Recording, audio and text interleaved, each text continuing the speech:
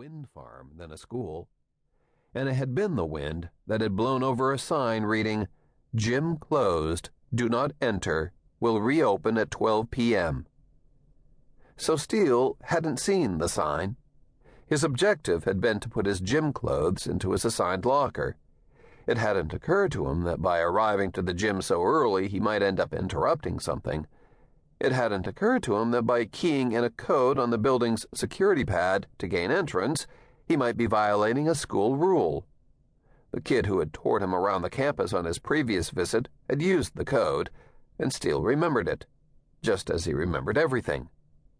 Having a security lock on the gym and some of the other buildings had been a curiosity to Steel at the time, but he hadn't said anything.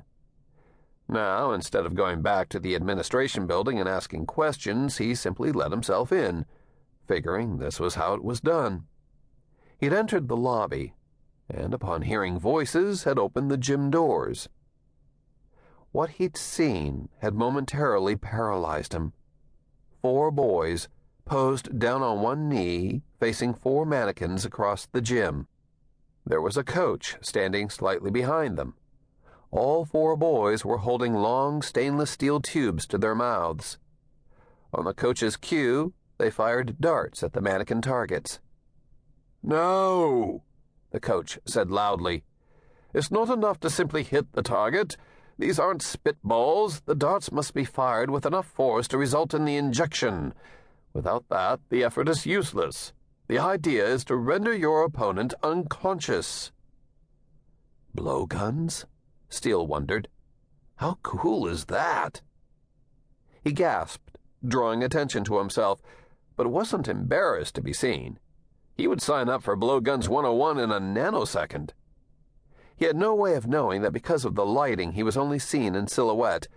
He assumed they got a good look at him. But he hoped not as the coach shouted, "Who's there? Stay where you are." For a moment, Steel didn't process what was going on, didn't realize he was in a closed practice. Then the tension in the coach's voice registered.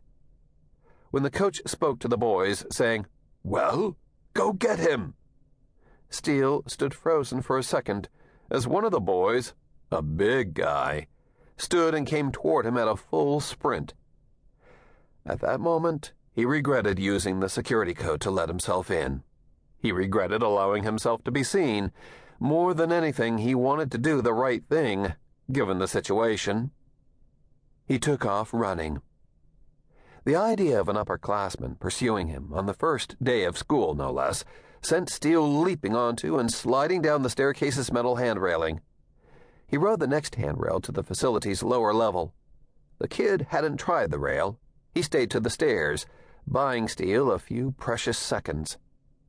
From there he had faced an instant decision and had gone left, because his photographic memory had delivered perfect recall of the layout from his prior tour. A janitor closet. He kept perfectly still inside the sour-smelling closet, his chest burning, his ears ringing, his body rigid in a giant knot. The sound of footfalls. Had he actually seen them firing blow darts? He wondered. Sped past the door, then returned in his direction. He heard a nearby door open and close. Another. A third. Moving steadily closer.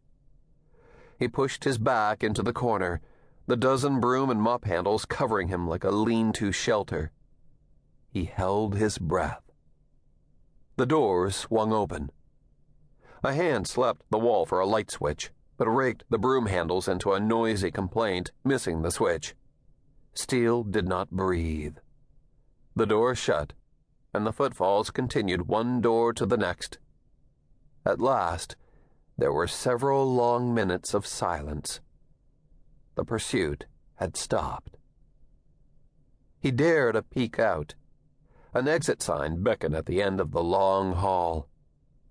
He ran for it and sneaked outside, taking a deep sigh, his lungs filling with the clean, crisp hilltop air.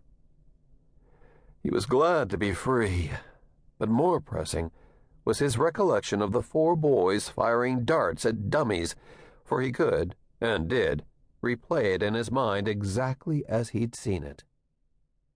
Why would a school